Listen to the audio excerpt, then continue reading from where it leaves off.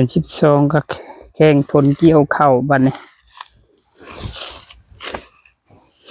ข้าววัดข้าวให้นางามให้นางามหญ้าก็อยากอยู่ข้าวก็อยากอยู่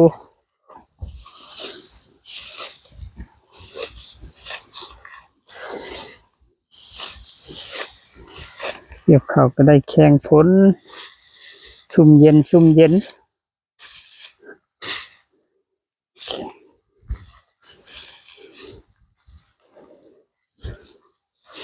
ปีนั้นแห้งลิ้นแห้งกว่านี้ละ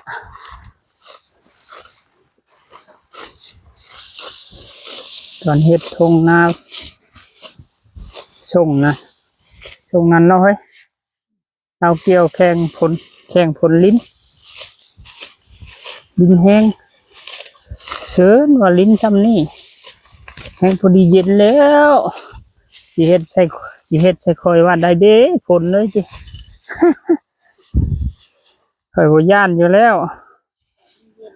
ข่อยแห้งเย็นซ้ำแต่เฮ็ดว่าได้ยังเกี่ยวก็ได้แข่งผลบ่คือได้หวีดบ่คือได้เจ็กพวกเจ็กเขาผลตกเขาแล่นเขาห่มได้เบ็ดออกกับเขาเฮ็ดเวียกข่อยคนลาวนี่แข่งผลโลดได้แข่งผลดีที่สุดเย็นเพิ่นว่าคนลาวเฮ็ดเวียกได้แข่งผลนี่ดีด้วยเฮ็ดเวียกบ่เมื่อย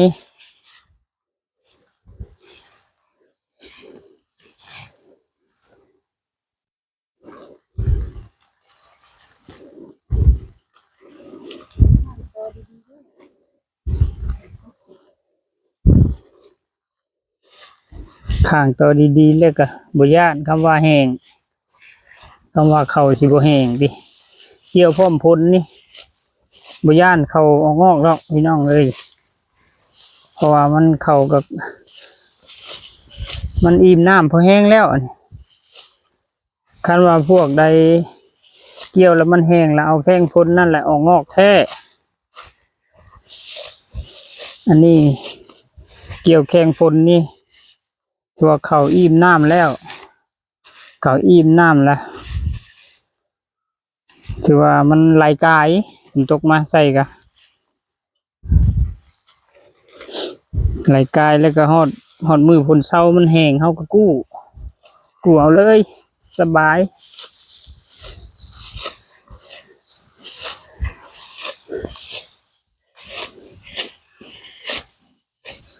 คิดว่าย่านมันบ่แห้งบ่แม่น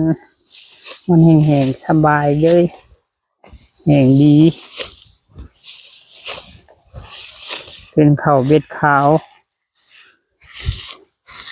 คนเศร้าเฮาจังกู้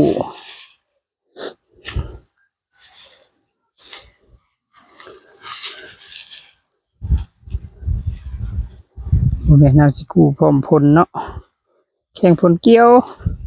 สิบ่ละเศร้าสมบูรณ์ผลเดือนก็เดือน12พอแห้งแหละ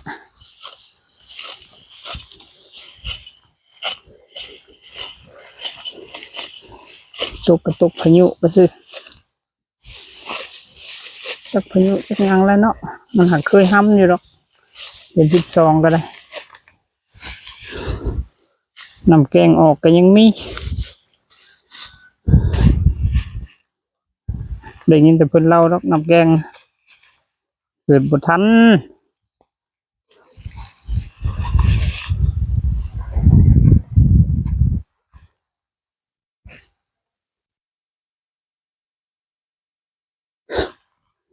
แต่สมัยแข่งผลเกี่ยวข้าวนี่เคยอันนี้เคยผ่านมาแล้วแต่10 ปีขึ้นหลังเคยแข่งผลเกี่ยวข้าว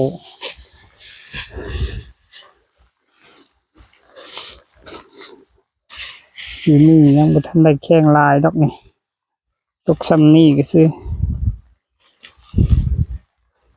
ปีนึงแห้งข้อยก็ยังเกี่ยว เขายังแห้ง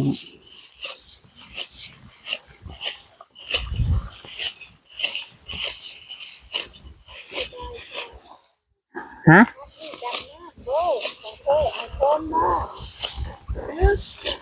อันลงขัน30เซนนี่ลงคู่นี่จุ่มสบาย ตัวไรก็คือเดียวเฮ้ยเอ้ยของเจ้าก็คือเดียวลงน้ำก็ซื้อได้เอ้ามันก็ไหลกายอยู่เพื่อนเจ้าก็ยังน้ำไหลกายไหนขึ้นย่านเดียวน้ำไหลกายอันพ้นของพามีเด้ชนะตกน้ำก็ยังคือเดียวแหละกันตกน้ำมันบ่ได้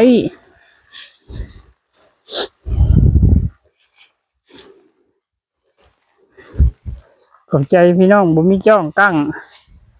กล้องค่อยพักกันเด้อ